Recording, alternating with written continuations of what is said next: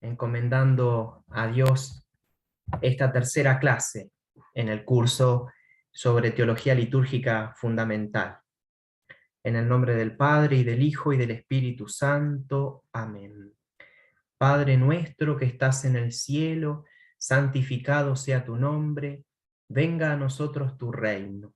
Hágase tu voluntad en la tierra como en el cielo. Danos hoy nuestro pan de cada día. Perdona nuestras ofensas, como también nosotros perdonamos a los que nos ofenden. No nos dejes caer en la tentación y líbranos del mal. Amén. Ave María Purísima, sin pecado concebida. En el nombre del Padre, y del Hijo, y del Espíritu Santo. Amén. Bueno, esta tercera clase en el curso de Teología Litúrgica Fundamental. Primero me detengo un poco nuevamente en el título, ¿no? Teología litúrgica. Es verdad que muchos de ustedes, está muy bueno, están manifestando un interés por cuestiones muy precisas, muy particulares, que cada uno la vive en su parroquia o en su país, y está muy bien, porque surgen esas dudas. Pero yo quería recordarles como que el curso va un poco más atrás, digamos, ¿no? ¿Cuál es el fundamento teológico de esta disciplina, justamente, de la liturgia?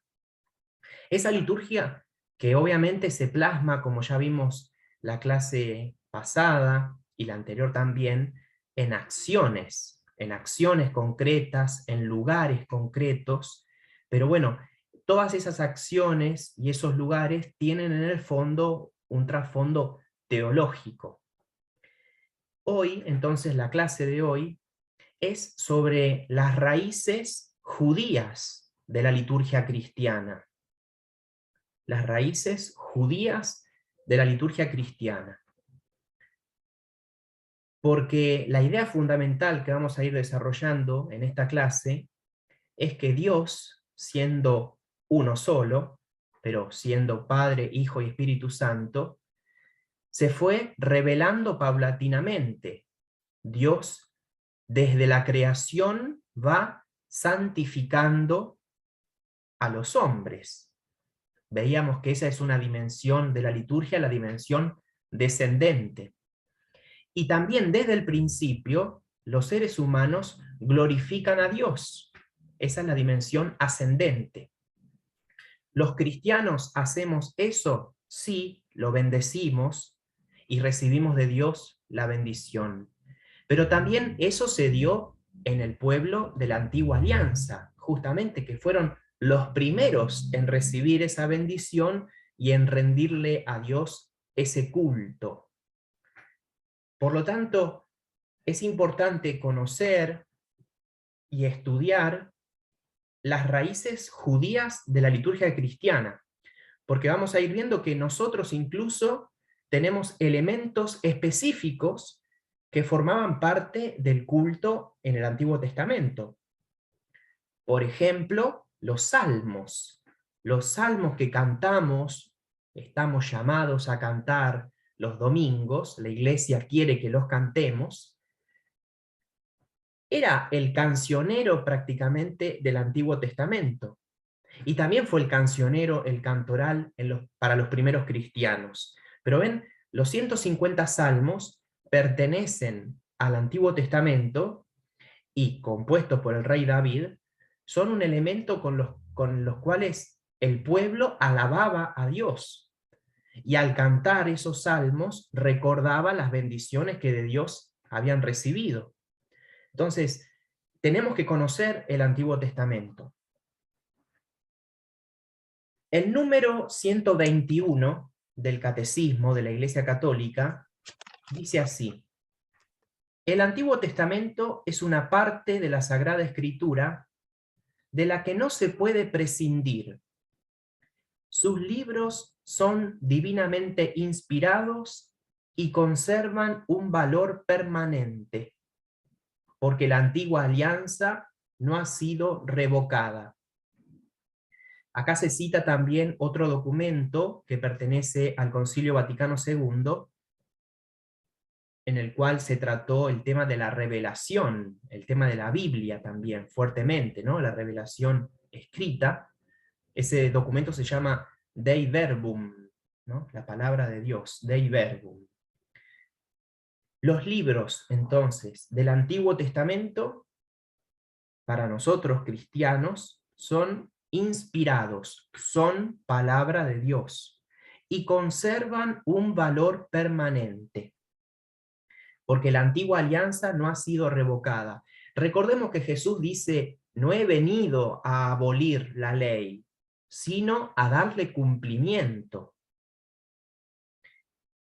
Esto que para nosotros es tan obvio, no siempre fue así, porque se creyó en un momento, pero eso terminó siendo una herejía, ahora lo vamos a ver, un error en la fe, que Jesús había venido a cancelar.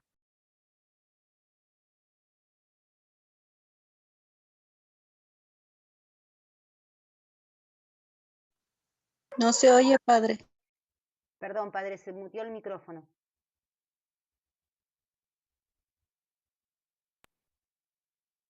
Ahí está, gracias. Bien, el Antiguo Testamento, digo, no es cancelado por Jesús. Se supone una continuidad. Vamos a ver también ese término. Pero digo, esto tiene una repercusión muy práctica. Porque cuando uno va a misa, por ejemplo, en la liturgia de la palabra, muchas veces da la sensación que la asamblea está esperando que llegue la homilía. A ver qué ejemplo va a poner el padre hoy, qué palazo nos va a dar hoy, qué va a decir el padre que siempre nos trae algo que es maravilloso o espectacular, ¿no? Suponiendo que la homilía es buena, ¿no? Pero ven, como que, ¿y el Antiguo Testamento? La primera lectura que pudo haber sido, no sé, del libro del Éxodo, el Salmo, no tiene valor. La carta de San Pablo, como las cartas de San Pablo tienen otro ritmo, van con otra frecuencia. San Pablo parece el pariente pobre incluso, porque lamentablemente a veces en las homilías ni siquiera se hace mención de San Pablo, de la carta, ¿no? O no se la relaciona con los otros textos. No siempre es fácil, pero entonces, ¿ven?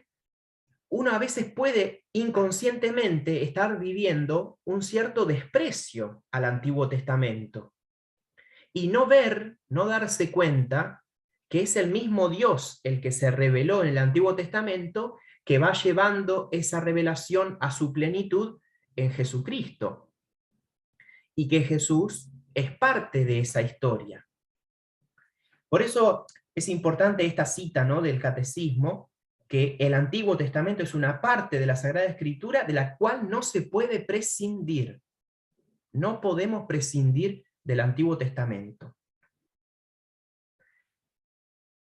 Esto que se entiende en la vida cristiana en general, porque, por ejemplo, otro ejemplo pongo, ¿no? Los 10 mandamientos son parte del Antiguo Testamento, y los cristianos procuramos vivirlos, resumidos en el doble mandamiento del amor, pero uno procura vivir los 10 mandamientos, ¿no? Digo, eso que se puede ver en la vida, en la moral cristiana, también se ve en la liturgia. Elementos propios litúrgicos del Antiguo Testamento o lugares propios del Antiguo Testamento, hay que conocerlos para entender así los lugares propios de la liturgia cristiana o las oraciones propias de la liturgia cristiana. Bueno, de eso se trata esta clase. Voy a leer un texto del cardenal Ratzinger. Ustedes saben que lo estoy citando mucho porque él tiene una obra en su ópera Omnia. En un volumen fue editado todo su pensamiento sobre liturgia. Y él siempre relacionó la liturgia con la teología.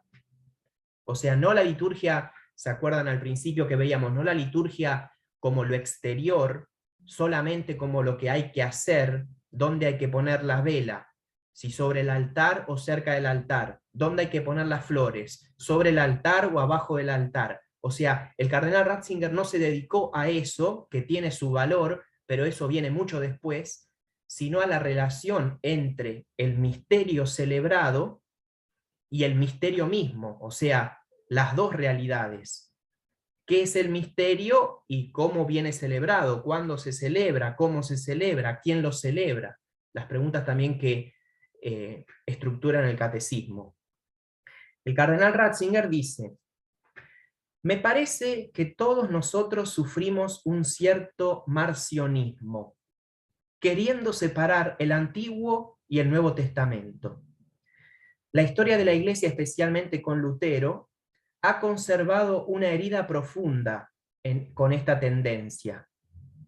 Pero la tradición verdaderamente católica siempre ha vivido la profunda unidad de las acciones de Dios y, por lo tanto, de los dos testamentos. Ciertamente existen evoluciones de uno al otro, pero se trata del único camino de Dios con el hombre. La continuidad es más fuerte que las rupturas. El Nuevo Testamento se desarrolla a partir del Antiguo, que en sí ya contiene la propia superación, la espera de su cumplimiento. Al mismo tiempo, el Nuevo lleva en sí toda la riqueza del Antiguo. Es una verdad muy importante para mí.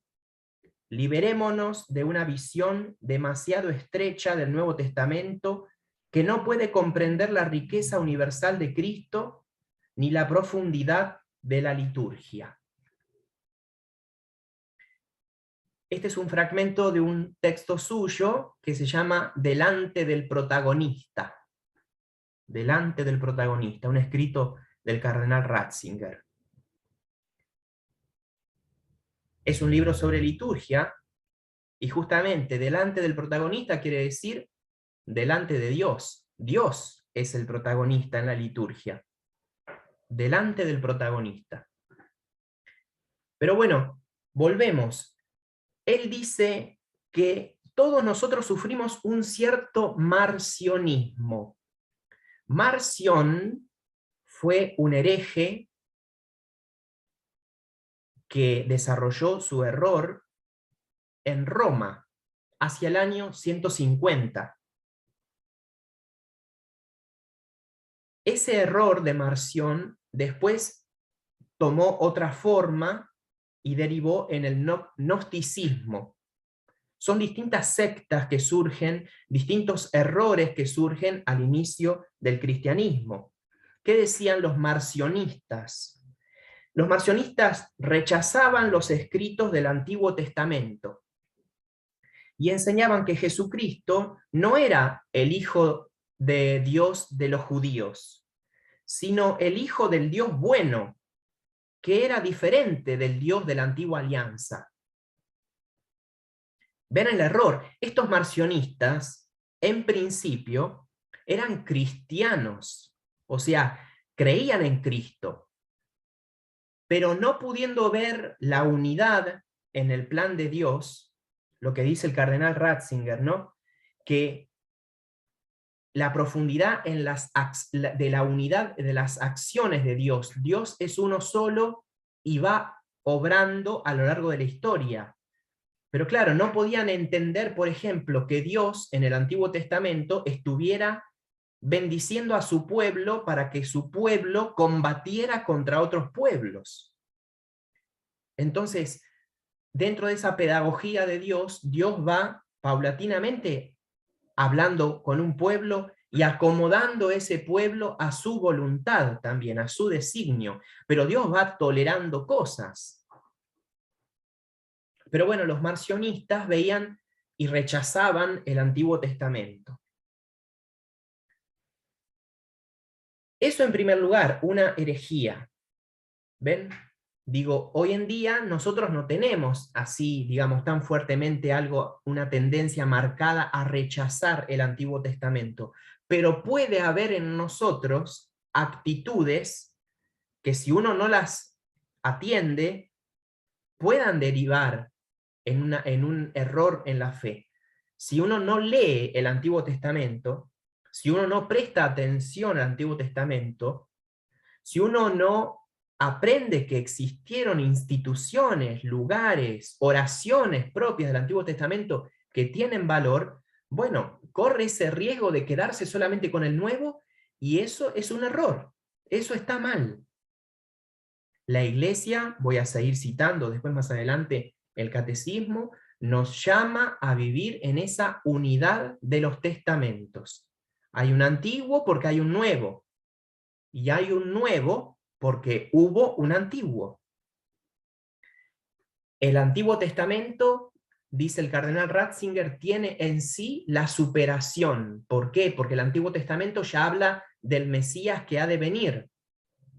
Pero el Nuevo Testamento, que es justamente el Mesías, el Verbo de Dios que vino, supone el Antiguo. Supone, ¿por qué? Por ejemplo, ¿por qué Jesús elige a 12 apóstoles? ¿Por qué 12, no 11, no 13? Elige 12 porque 12 eran las tribus de Israel, 12 los hijos de Jacob, que a su vez fue hijo de Isaac, Isaac hijo de Abraham, Abraham, Isaac y Jacob, 3 figuras importantísimas del Antiguo Testamento. De ahí surge el pueblo, 12 tribus, 12 apóstoles. Entonces, la unidad del misterio, la unidad de la acción de Dios. Claro, cuando avanza un poquito la historia, los cristianos tienen que comprender la novedad de Cristo. O sea, es algo nuevo, justamente, es algo nuevo. Y defender lo nuevo. En este tiempo de Pascua estamos leyendo el libro de los Hechos de los Apóstoles, donde Pablo y Bernabé, por ejemplo, tienen que estar defendiendo que hay cosas del Antiguo Testamento que ya pasaron. Por ejemplo, la circuncisión, esa marca en el cuerpo, es un signo importante, por eso el que está circuncidado. Pero no es algo determinante. Porque mismo en el Antiguo Testamento Dios fue espiritualizando ese signo. Dios en el Antiguo Testamento habla de la circuncisión del corazón. Porque circuncidar o hacer una marca en el cuerpo, dentro de todo es fácil. Pero lo más importante es que el corazón esté marcado por el amor de Dios, ¿no? Bien, entonces se defiende la novedad de Cristo. Se defiende que algunas cosas de la ley antigua pasaron. Entonces, los primeros cristianos, tienen que luchar contra esa tensión entre lo nuevo y lo antiguo. Existe lo nuevo, pero lo antiguo, algunas cosas también permanecen, ¿no? Por eso el cardenal decía, es más fuerte la continuidad que la ruptura. ¿Hay rupturas entre el Antiguo y el Nuevo Testamento? Sí, hay rupturas, pero la unidad es más fuerte que la ruptura.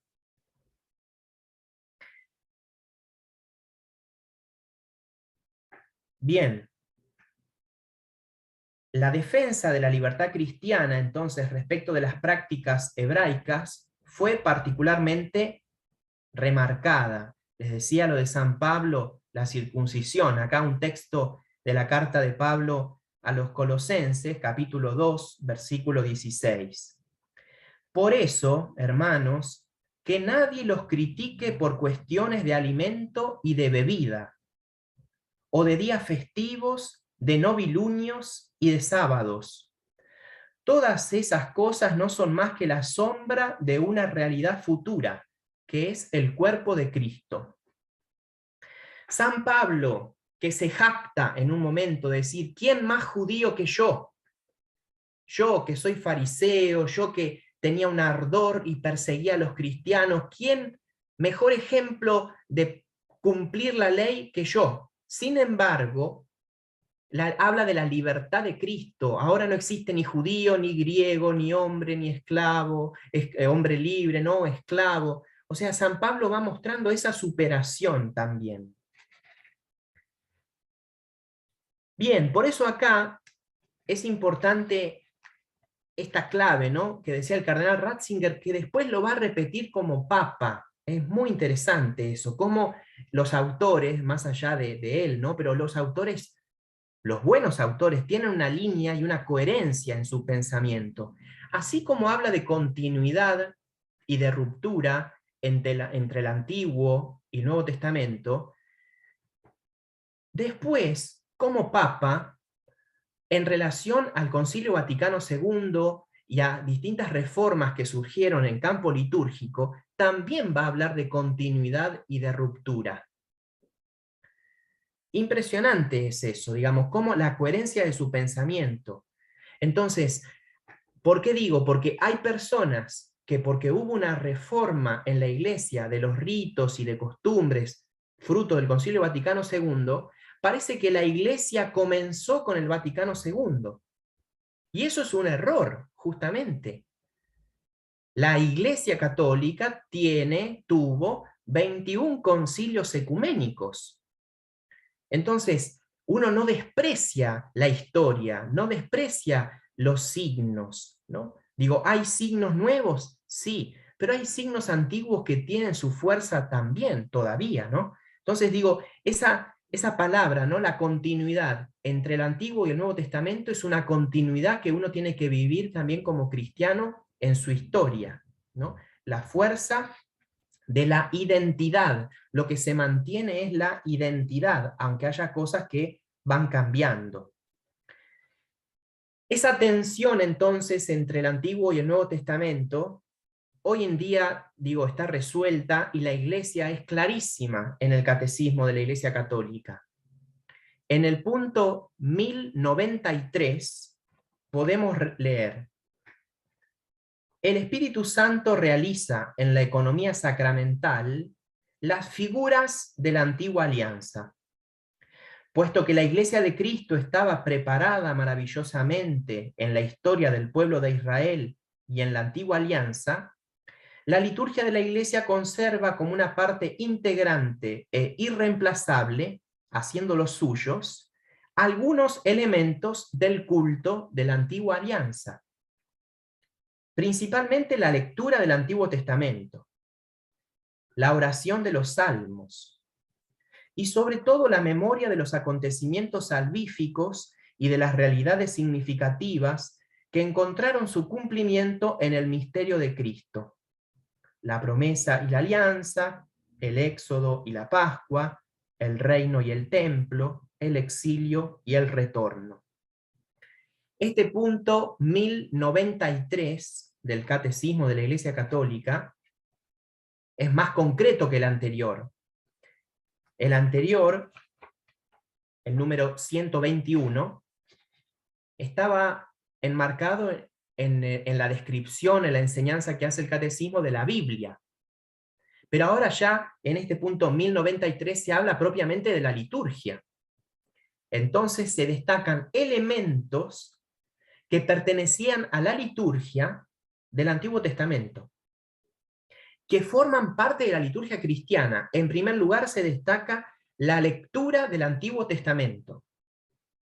En todos los sacramentos y sacramentales, y en la liturgia de las horas, o sea, ven, en las acciones litúrgicas que vivimos, se hace lectura de la palabra de Dios, Antiguo o Nuevo Testamento, pero existen lecturas del Antiguo Testamento que forman parte de los sacramentos, de los sacramentales o de la liturgia de las horas. Ejemplo paradigmático de esto son las lecturas en la Vigilia Pascual.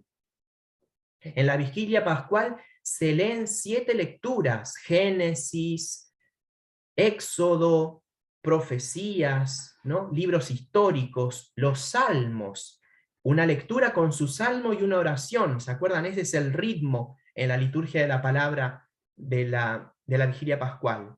Lectura, salmo, oración.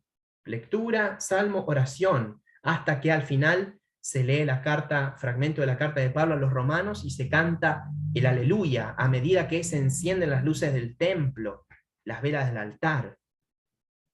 Así que la lectura del Antiguo Testamento, la oración de los salmos son cantos, sí, pero son oraciones cantadas. Así que, por eso digo, la liturgia de las horas, si uno tiene que resumir en una palabra qué es la liturgia de las horas, salmos.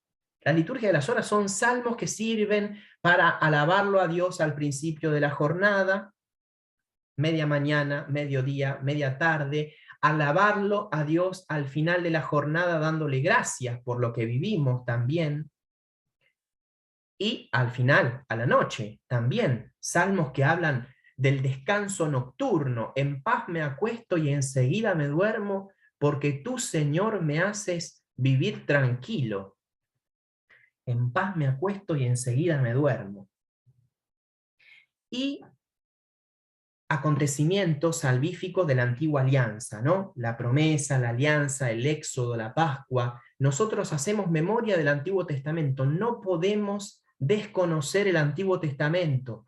Si lo desconocemos, no conoceremos la grandeza y la plenitud de la revelación cristiana, porque Cristo lleva a cumplimiento el Antiguo Testamento.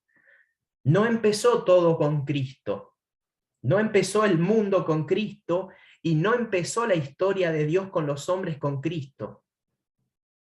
Eso es importante. O sea, somos cristianos. Cristo es un gran recomenzar, digamos. Pero la historia es anterior a Cristo. La historia salvífica empieza con la creación, muchísimos años, millones de años antes que el nacimiento de Cristo. Bien. Ciertamente los libros del Antiguo Testamento contienen cosas imperfectas y temporales en lo que se refiere a la aplicabilidad de las prescripciones rituales. Pero la revelación del culto en espíritu y verdad presupone el don de la forma de culto de Israel, y ese culto es llevado a su plenitud. Los maravillosos tesoros de la oración del Primer Testamento conservan su actualidad, aunque se interpreten a la luz del misterio pascual. Acá conviene leer, porque es un texto muy lindo, nos hace mucho bien, la aparición de Jesús a los discípulos de Emaús, que se resume justamente cuando Jesús celebra la misa con ellos, parte adelante de ellos el pan, lo reconocen, ¿no? Pero bueno, ese texto es del Evangelio según San Lucas, el capítulo 24. Ese mismo día, 2 de los discípulos iban a un pequeño pueblo llamado Emaús, situado a unos 10 kilómetros de Jerusalén. En el camino hablaban sobre lo que había ocurrido. Mientras conversaban y discutían, el mismo Jesús se acercó y siguió caminando con ellos. Pero algo impedía que sus ojos lo reconocieran. Él les dijo, ¿qué comentaban por el camino?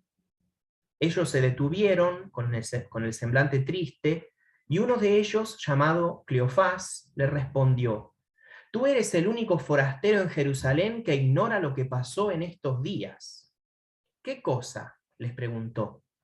Ellos respondieron, lo referente a Jesús, el Nazareno, que fue un profeta poderoso en obras y en palabras delante de Dios y de todo el pueblo, y cómo nuestros sumos sacerdotes y nuestros jefes lo entregaron para ser condenado a muerte y lo crucificaron.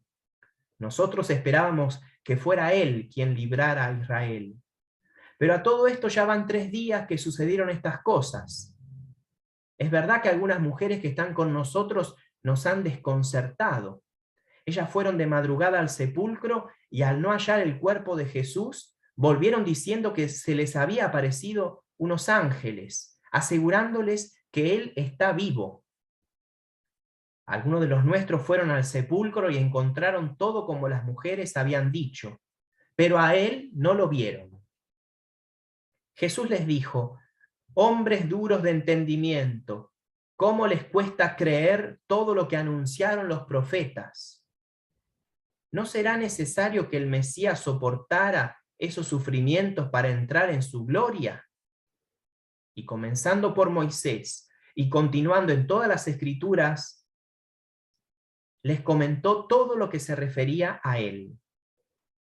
Cuando llegaron cerca del pueblo a donde iban, Jesús hizo ademán de seguir adelante, pero ellos le insistieron: quédate con nosotros porque ya es tarde y el día se acaba. Él entró y se quedó con ellos. Y estando a la mesa, tomó el pan y pronunció la bendición. Luego lo partió y se lo dio. Entonces los ojos de los discípulos se abrieron y lo reconocieron, pero él había desaparecido de su vista. Y se decían: ¿no ardía acaso nuestro corazón mientras nos hablaba en el camino y nos explicaba las Escrituras? Lo más importante de este texto que nos interesa hoy, ¿no?, es cómo Jesús mismo les dice que él viene a cumplir lo que habían anunciado los profetas. Jesús mismo destaca el valor de las profecías del Antiguo Testamento. Más adelante, cuando se pone por escrito los evangelios, Mateo, Marcos, Lucas y Juan ponen directamente las profecías del Antiguo Testamento que se referían a Cristo o a la Virgen. Por ejemplo, Isaías, capítulo 7, versículo 14, se habla que una virgen concebirá y dará a luz un hijo, y le pondrá por nombre Emmanuel, ¿no? Entonces, las profecías se cumplen en Cristo, las profecías tienen valor. Las profecías en el Antiguo Testamento eran un signo de esa esperanza del pueblo de Israel. Lo que los hacía seguir caminando eran las profecías, las promesas. Jesús entonces cumple eso y les explica, dice, comenzando desde Moisés y continuando en todas las Escrituras, les comenta lo que se refería a él. Jesús muestra la continuidad de los testamentos. Acá hay algo interesante a nivel litúrgico. Descendemos a nuestra liturgia cristiana, un ejemplo, en este tiempo de Pascua. Si prestaron atención, el cirio pascual está muy cerca, si no pegado, al ambón. El cirio pascual no está en cualquier lugar. No está cerca de la puerta, no está cerca del sagrario. El cirio pascual está al lado del ambón. ¿Por qué está al lado del ambón? ¿Porque hay poca luz? Entonces la vela del cirio nos sirve para iluminar las letras que están ahí, que con mis anteojos no veo nada. Eso sería algo muy práctico, ¿ven? Muy superficial. Sí, claro. Yo cuando canté el pregón pascual y había poca luz en el templo, la luz del cirio me iluminaba el texto. La verdad que la escena es muy linda de la persona cantando el pregón pascual iluminado por el cirio, ¿no? Y con muy pocas luces en el templo. Y las velitas de las personas encendidas. La verdad que es un signo muy fuerte, se me pone un poco la piel de gallina al recordar. Es un signo muy fuerte de la luz de Cristo en la vigilia. Pero justamente por ahí va el asunto. La luz de Cristo, el misterio pascual, es lo que ilumina la lectura de la palabra de Dios. Nosotros leemos la palabra de Dios desde Cristo, iluminados por Cristo. El misterio pascual, la pasión, la muerte y la resurrección del Señor, es lo que ilumina la lectura del Antiguo Testamento. Uno lo busca a Cristo en el Antiguo Testamento, busca esa luz de Cristo en el Antiguo Testamento. Por eso acá, importante San Agustín. San Agustín dice, lo que estaba latente en el Antiguo Testamento está patente en el Nuevo.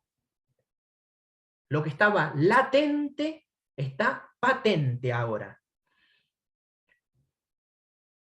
Por eso digo, es importante esto en la liturgia cristiana, tener esta espiritualidad. Hay cosas del Antiguo Testamento, hay realidades del Antiguo Testamento que uno tiene que conocer para saborear mejor el Nuevo y después lo que va a venir en la historia cristiana, en la historia de la liturgia. cristiana, con los distintos gestos y palabras propiamente de la liturgia en el tiempo de la Iglesia. Bien.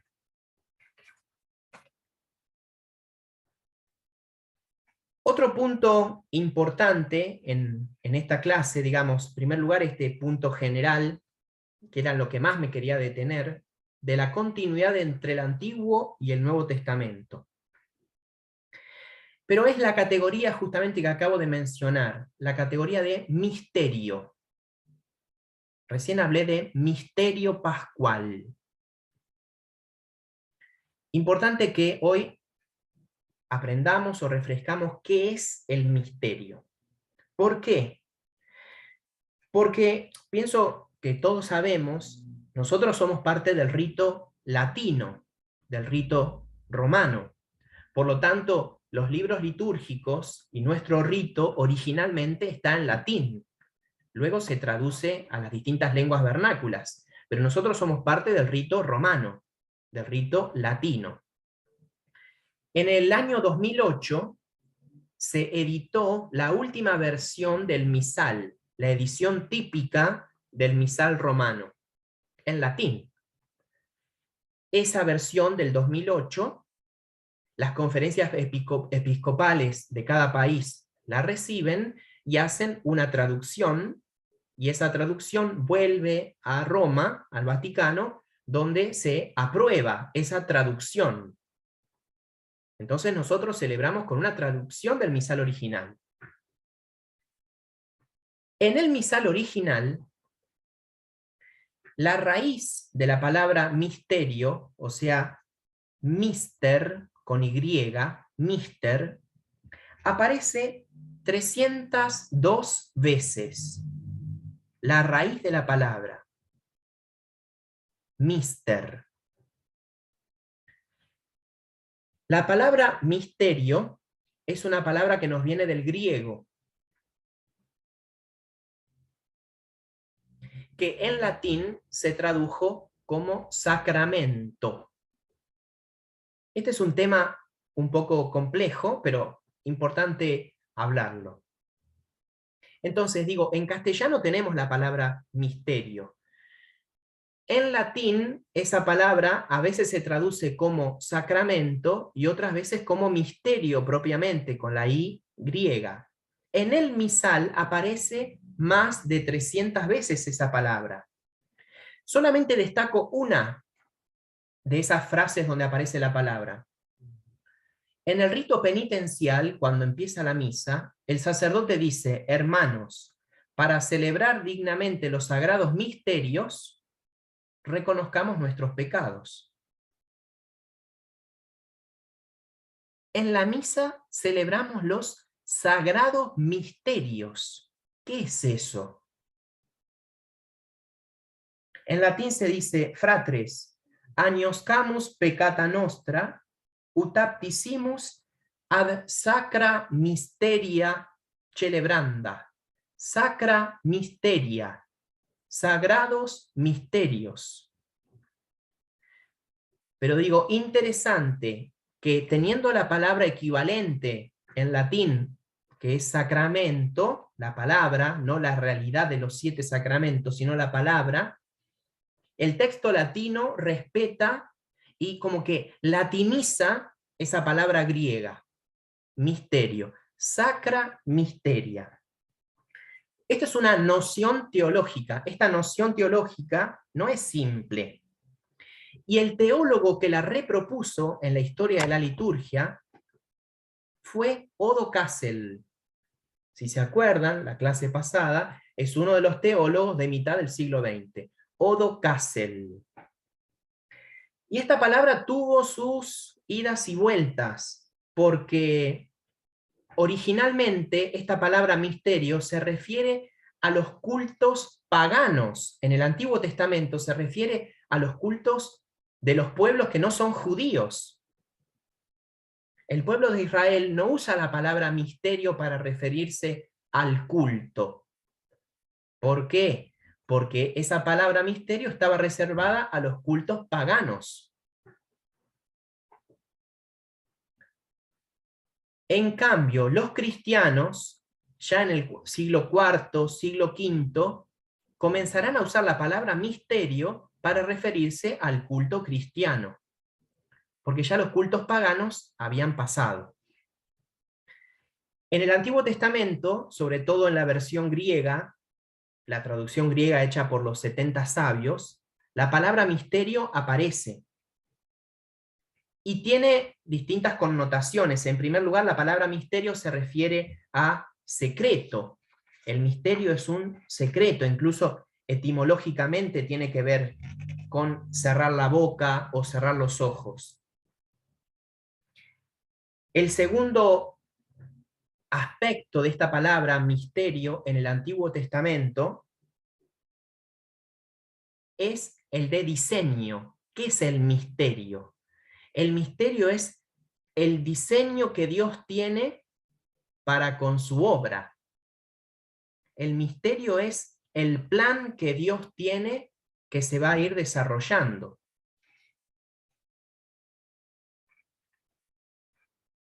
Por ejemplo, en el libro de la sabiduría, capítulo 2, versículo 22, se lee que los impíos no conocen los secretos de Dios. Los secretos de Dios se refiere al designio de Dios, a los planes de Dios. ¿Ven? Se usa la palabra misterio para referirse a los planes de Dios. Los impíos no conocen los misteria, no conocen sacramenta en plural, ¿no? En cambio, sí, los fieles conocen los secretos de Dios. En un momento Jesús también en el Nuevo Testamento habla de misterio en este sentido. A ustedes se les ha confiado el misterio del reino de Dios. En cambio, para los de afuera, todo es parábola. Eso está en Marcos 4:11. Jesús dice que a sus fieles se les ha confiado el misterio de Dios. ¿Ven? El misterio del reino de Dios. O sea, misterio como designio, como plan.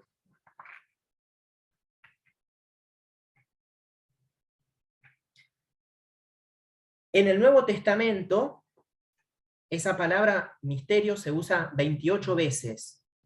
21 veces la usa San Pablo. San Pablo entonces es el que habla de este Dios que tiene un plan, que tiene un designio. Y la tercera acepción de esta palabra tiene que ver, misterio, los misterios de Dios son las acciones de Dios, o sea, cómo ese diseño de Dios se va plasmando en acciones, en obras. Pero ven, originalmente la palabra misterio aparece referida a los cultos paganos. Se asume la palabra misterio en la cultura judía y cristiana, pero referida a secreto, a designio, a las acciones de Dios que cumplen esos designios. Recién en el siglo IV, en el siglo V, se va a hablar de misterios en relación a los misterios de Dios en la historia cristiana. Recién ahí en el siglo V se va a comparar el misterio con los sacramentos. Por eso al inicio de la misa decimos para celebrar dignamente los sagrados misterios. ¿Ven cómo la palabra misterio entró en el culto cristiano? Pero paulatinamente, ¿no? De a poco. De hecho, a ver que se me fue. No, acá está. Como en el catecismo de la Iglesia Católica, la palabra misterio se usa también, ¿no? Cuando se habla del misterio de Cristo, el misterio comunicado y celebrado en las acciones litúrgicas, el misterio que constituye el objeto de nuestra súplica, nuestra alabanza y nuestra intercesión, o sea, se usa cada vez más el término. Pero ya les decía, se repropuso por este autor litúrgico llamado Odo Kassel.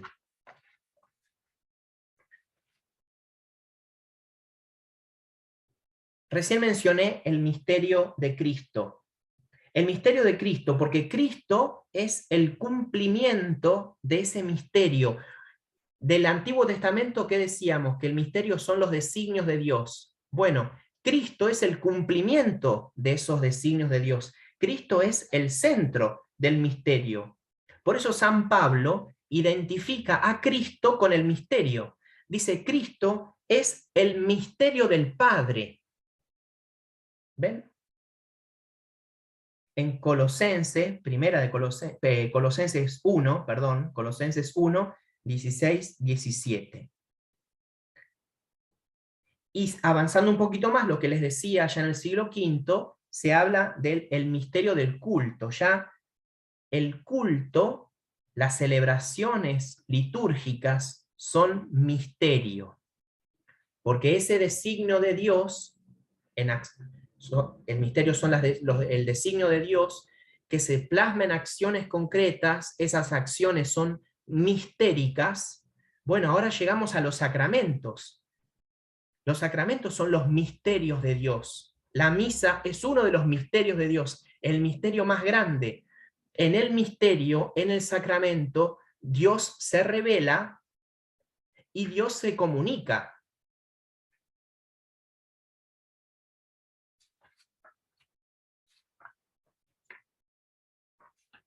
Ese misterio, entonces, que es Dios mismo, podemos resumirlo así, se fue concretizando en la historia del pueblo de Israel.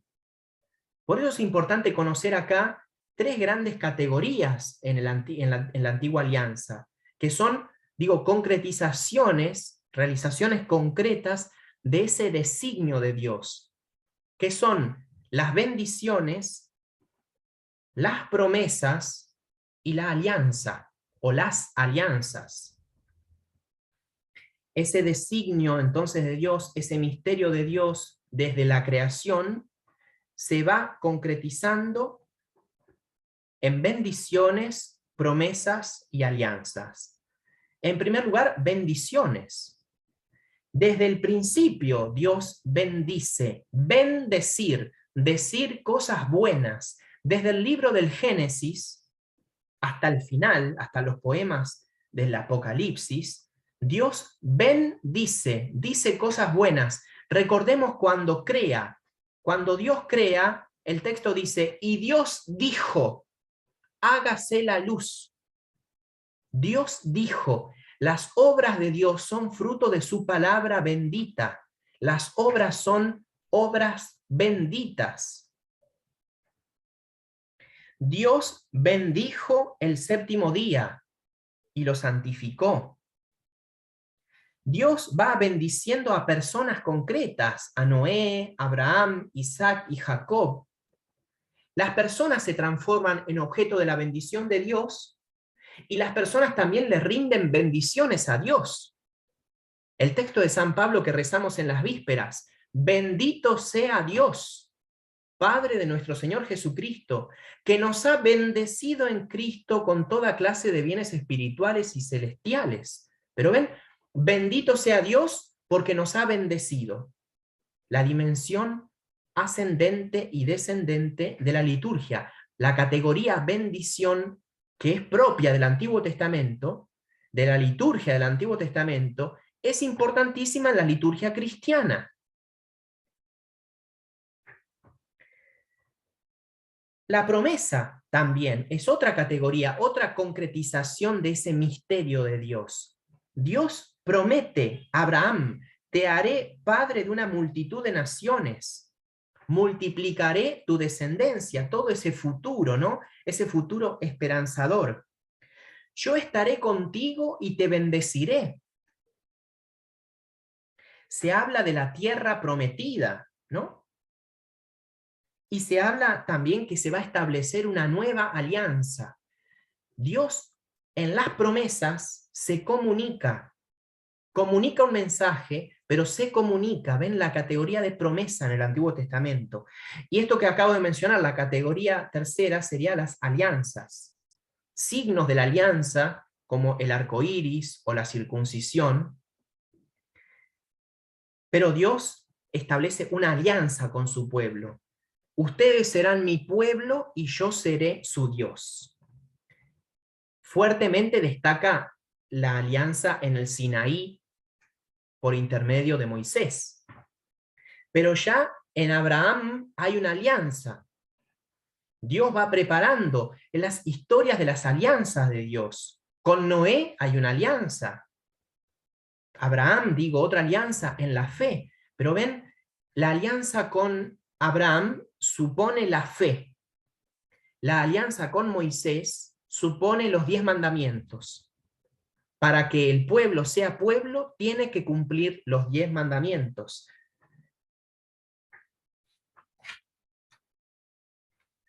Y cómo esa alianza con Dios se sella, podemos ver en Éxodo 26, versículo 7, con distintas acciones, rituales, cómo la alianza tiene que ver con cosas o acciones, y entonces conocer eso sirve para entender las cosas y acciones de la liturgia cristiana.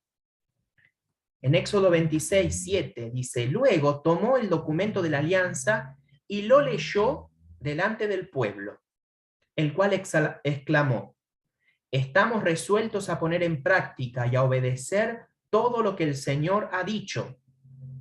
Entonces Moisés tomó la sangre y roció con ella al pueblo, diciendo, esta es la sangre de la alianza que ahora el Señor hace con ustedes, según lo establecido en estas cláusulas. Luego Moisés subió en compañía de Aarón, Nadab, Abiú y de 70 de los ancianos, y ellos vieron al Dios de Israel. A sus pies había algo así como una plataforma de lapislázuli, resplandeciente como el mismo cielo. El Señor no extendió su mano contra esos privilegiados de Israel. Ellos vieron a Dios, comieron y bebieron. Acciones. Moisés lee la ley ante el pueblo. El pueblo se compromete a cumplir la alianza. Estamos resueltos a poner en práctica. ¿Ven? La libertad que entra en la alianza. Tomó la sangre y roció con ella al pueblo. Esto nos hace acordar al agua bendita al inicio de la celebración de la misa. Un signo de bendición. Vieron a Dios, también la epifanía en las celebraciones. Y lo último, comieron y bebieron. Cómo uno en el Antiguo Testamento se participa con todo el cuerpo, no solamente con la mente. Comieron y bebieron para sellar la alianza. La liturgia cristiana no es solamente intelectual. Nosotros comemos, bebemos, somos tocados, somos mojados, somos ungidos, somos revestidos. ¿Ven cómo uno participa de modo completo? Como así sucedió Dios y su pueblo en el Antiguo Testamento. Para concluir, solamente menciono algunas instituciones cultuales del Antiguo Testamento, porque así como está todo este trasfondo en las celebraciones, también hay lugares concretos para rendirle culto a Dios en el Antiguo Testamento. El culto, en primer lugar, el culto es un servicio a Dios. Eso es lo más importante a destacar. Dios lo que quiere es un espíritu contrito y humillado. Dios no quiere, en su momento se los dice así, el incienso o el aroma de tus sacrificios me produce vómito. Si yo quisiera una vaca, no te la pediría, me pertenecen todas las vacas del planeta, en un momento le dice Dios. Estoy haciendo la traducción a mi modo, ¿no? Pero o sea, ¿para qué me vas a ofrecer una vaca si todas las vacas son mías? Yo no quiero una vaca. Quiero tu corazón, quiero tu libertad, quiero tu amor. ¿Ven? Entonces, en el Antiguo Testamento incluso se habla de la perversión del culto, como un culto superficial. Dios no quiere cosas, nos quiere. Dios quiere a nosotros, quiere nuestro corazón, ¿no? En Jeremías, por ejemplo, dice, así habla el Señor de los ejércitos, el Dios de Israel. Añadan holocaustos a sus sacrificios y cómanse la carne. Porque el día en que hice salir a sus padres del país de Egipto, No les hablé ni les ordené nada acerca de holocaustos y sacrificios. Esta fue la orden que les di. Escuchen mi voz. Así yo seré su Dios y ustedes serán mi pueblo. Sigan por el camino que yo les ordeno, a fin de que les vaya bien. En Jeremías 7:21. Eso es lo que Dios ordenó, que escuchen su voz. Lo mismo para con nosotros, ¿ven? En la liturgia no tenemos que hacer hincapié y las guerras absolutas de dónde pongo las flores, dónde pongo las velas, dónde pongo la cruz. No pasa por ahí la liturgia. Así como existe, digo, este culto en espíritu y verdad, también hay lugares en el Antiguo Testamento. Esos lugares son altares. Dios manda construir altares, piedras, para realizar los sacrificios en el Antiguo Testamento. Hay santuarios también para alabarlo a Dios. La samaritana le pregunta, ¿no? ¿Dónde alabar a Dios? ¿En Samaria o en Jerusalén? Como que hay distintos lugares donde uno va en peregrinación a esos lugares. Fuertemente cuando se construye el templo de Jerusalén, va a ser el lugar sagrado. Todo el mundo una vez al año va a ir a Jerusalén a ofrecer los sacrificios por la Pascua, incluso Jesús, el templo de Jerusalén.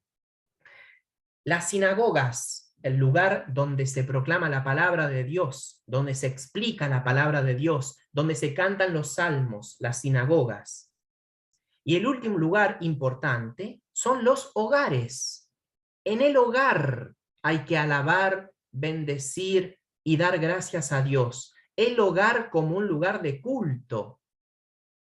Entonces, en todas nuestras casas, y así lo hicieron los cristianos, siempre tenemos una cruz, siempre tenemos la imagen de la Virgen, siempre tenemos la imagen de un santo. Los hogares en el Antiguo Testamento fueron lugar de culto. Nuestros hogares también. Bueno, hasta acá entonces esta clase que tuvo que ver con las raíces judías de la liturgia cristiana, que es importante conocerlas para poder vivir en plenitud la liturgia cristiana.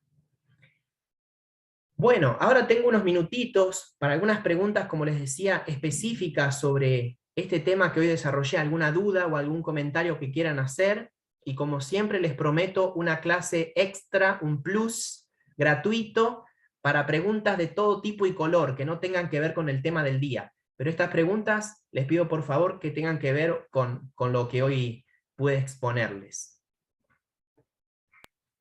Bueno, hermanitos, si alguno quiere hacerle la pregunta al padre, saben que levantan la mano, o si no, con armonía, si algunos no saben usar el emoticón de levantar la mano, bueno, puede abrir su micrófono y preguntar. Ahí, Florecita Soler. Gracias, padre. Buenos días, padre Jonathan. Buenos días a todos. Padre, tengo una pequeña inquietud. Tal vez no entendí bien o por qué se deja el cirio pascual al pie del ambón. Si, por ejemplo, en mi iglesia, en mi templo, hay dos ambones, ¿sí? En mi parroquia.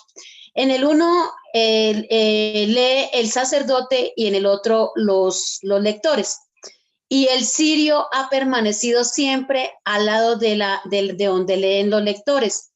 Pero me quedó esa duda, ¿por qué nos dice que el cirio debe quedar al pie del ambón? Otra pregunta, ¿está bien que no se prenda el cirio? Espere que le contesto la primera. El cirio pascual entonces va al lado del ambón. En la iglesia solamente hay un ambón. Lo que usa el padre se llama atril. El ambón padre, o sea que, es específico para leer las lecturas. Lo que usa el padre, aunque se parezca, no es ambón. Usa ¿qué es ambón entonces? El ambón es el lugar específico para poner el leccionario, la palabra de Dios. Ya, padre. Lo otro es muy similar, digamos, pero no es para leer las palabras de Dios, sino para el saludo inicial, algunas oraciones, los avisos que hace el Padre, pero no es el lugar propio de la palabra de Dios. El lugar propio es el ambón, y al lado del ambón, el cirio pascual, para que el misterio de Cristo ilumine todas las lecturas, pero específicamente las lecturas del Antiguo Testamento. ¿Sí? Y durante la octava de Pascua, el cirio pascual está encendido. ¿Siempre en todas las Eucaristías? Claro, durante el tiempo de Pascua y especialmente durante la octava de Pascua. Después se prende solamente para los bautismos y las misas exequiales. O sea que en mi parroquia están haciéndolo mal porque ellos no lo prenden entre semanas, solamente lo prenden el domingo. Y lo que le decía, pues el cirio en unas veces está a un lado de donde los lectores, a otras veces está donde lee el padre. Nunca dejan el cirio en un solo lado. Bueno, entonces me quedó esa dudita, padre. Dios te pague. Gracias. ¿Quién otro hermanito quiere preguntar? Jenny.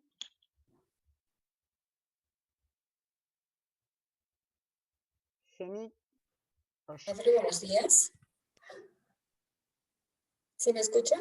Sí, sí, buen día. Gracias, padre. Yo quisiera preguntar, o que por favor usted nos amplíe. Hablo de que la historia salvífica empieza con la creación. La verdad no la entendí muy bien. Claro, la historia de la salvación empieza con la creación. Dios crea y ya en el libro del Génesis se promete un Salvador. O sea, cuando aparece la historia del pecado, Adán y Eva, por ejemplo, capítulo 3, versículo 15, si no me equivoco, Dios anuncia un Salvador, habla de una descendencia que aplastará la cabeza de la serpiente. ¿Por qué las imágenes de la Virgen María suelen tener, digamos, a los pies de la Virgen pisando una víbora? Porque tiene que ver con esa promesa. O sea, ya en el libro del Génesis empieza la historia de la salvación. Ya la creación es el primer acto de salvación, de bendición, digamos. Eso está en el Catecismo de la Iglesia Católica, en el punto 1067, si no me equivoco. Pero cuando se habla de las bendiciones, que yo hablé de eso también, se habla de que la creación es el primer momento en la historia de la salvación, porque es la primera gran bendición. El que hayamos sido creados implica ya una bendición. Y por lo tanto una salvación, porque Dios nos bendice para salvarnos, para llevarnos hacia Él. Eso es la historia de la salvación. Gracias, padre. De nada. ¿Algún otro? Aurora, puede ser que sí, Aurora, encendé tu micrófono, Aurora. Habilita tu micrófono para poder preguntar si querés, Aurora. Me pareció que levantaste la mano. Toca tu micrófono.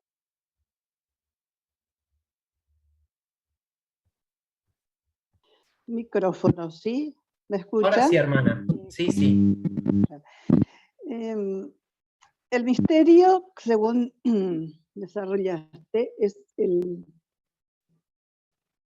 diseño o plan que Dios tiene para con su obra, dice. ¿Qué relación puede llegar a tener, por ejemplo, decimos habitualmente, la Eucaristía es un misterio, Dios es un misterio? Hay varios dichos, ¿no es cierto?, en el dicho popular sobre el misterio, algo que no logramos, la Trinidad es un misterio, ¿no? La categoría misterio es compleja, por eso tiene que ver, es una categoría teológica. Teológicamente tiene que ver con ese desarrollo que yo hice que surge en el ámbito pagano. Se refiere a los cultos de los paganos. Pero etimológicamente la palabra misterio en griego tiene que ver con cerrar los ojos y cerrar la boca. Por lo tanto, misterio, en algún momento, incluso en el lenguaje popular, va a ser equivalente a secreto. Algo misterio, no te hagas el misterioso, es que una persona que está guardando un secreto en el fondo, no está diciendo todo lo que tiene que decir. Entonces, eso también es parte de la etimología de la palabra en el uso del Antiguo Testamento. hay que recordar, hermana, que el Antiguo Testamento se tradujo, los judíos lo tradujeron al griego. Entonces, los mismos judíos que traducen la Biblia, el Antiguo Testamento, al griego, usan esta palabra misterio, a veces como secreto, a veces como justamente eso que no se revela que es un designio, es un plan, algo que está en la mente, pero tiene que ver con todo eso. Por eso hablamos del misterio de la Santísima Trinidad, el misterio de la Eucaristía, como algo que no llegamos a terminar de entender, porque en el fondo es algo que Dios tiene en la mente. ¿Y quién va a entrar en la mente de Dios? Por eso Dios va desarrollando los misterios, sus bendiciones, su alianza, las distintas cosas que Dios va desarrollando, como quiere y cuando quiere. Uno no puede encasillarlo a Dios.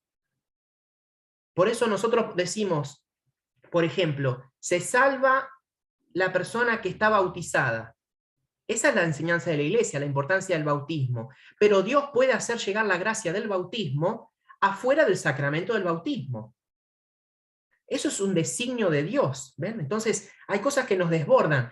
Por ejemplo, Abraham había sido el recipiente de las bendiciones, ¿no? Te haré padre de una multitud de naciones y en ti serán bendecidos todos los pueblos. En Abraham, o sea, Abraham es el padre de las bendiciones. Sin embargo, a Abraham lo bendice Melquisedec. Melquisedec es un sacerdote pagano. Melquisedec bendice a Abraham. Y Jesucristo es sacerdote según el orden de Melquisedec.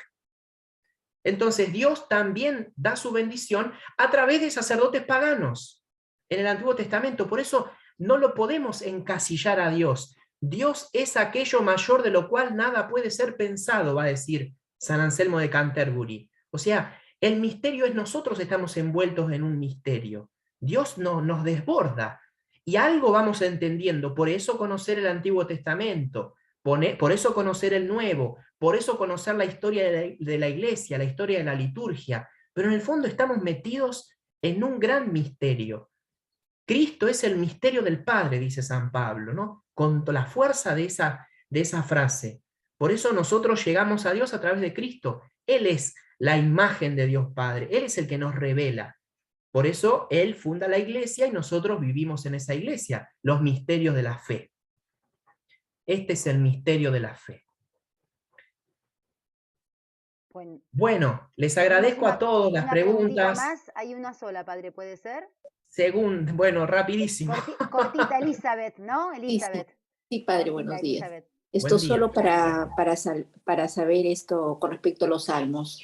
Esto se menciona que los salmos son cánticos de alabanza a Dios, pero he escuchado o sé de los cánticos que se mencionan, solo se mencionan, porque esa distinción, ¿no? ¿Que estos salmos solamente se lean, dice usted? Claro, hay salmos que se repiten, solo dicen la frase y repita. Claro, pero sabe, eso tiene que ver con las asambleas, porque no en todas las asambleas hay gente capaz de cantar. Entonces, pero yo soy de la idea que todos podemos cantar la antífona del Salmo. Me pongo como ejemplo, autorreferencialidad pura.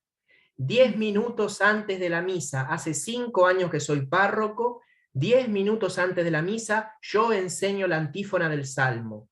En mi parroquia, todos los domingos se canta la antífona del Salmo. En los bautismos les enseño a las personas a cantar alguna parte de un salmo. O sea, implica esfuerzo, implica conocer la importancia del canto. El que canta reza 2 veces. Los salmos hay que procurar que sean cantados. Amén, aleluya. Bueno, me tengo que ir. Gracias. Bueno, gracias por todo. Nos vemos el próximo viernes. Gracias, padre. Gracias, padre.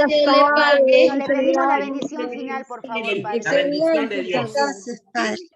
En el nombre del Padre, y del Hijo, y del Espíritu Santo. Amén. Amén. Gracias, el Señor padre. los bendiga y los proteja. Amén. Amén. Haga resplandecer su rostro sobre ustedes y les otorgue su misericordia. Amén. Amén. Haga brillar su rostro sobre ustedes y les conceda la paz. Amén. Amén. Amén. El de Dios Todopoderoso, del Padre, del Hijo y del Espíritu Santo, descienda Amén. sobre todos ustedes y permanezca para siempre. Amén. En Amén. el nombre del Amén. Señor pueden ir en paz. Demos gracias a Dios. Demos gracias a Dios. Gracias, Padre. Santo día para todos. Gracias.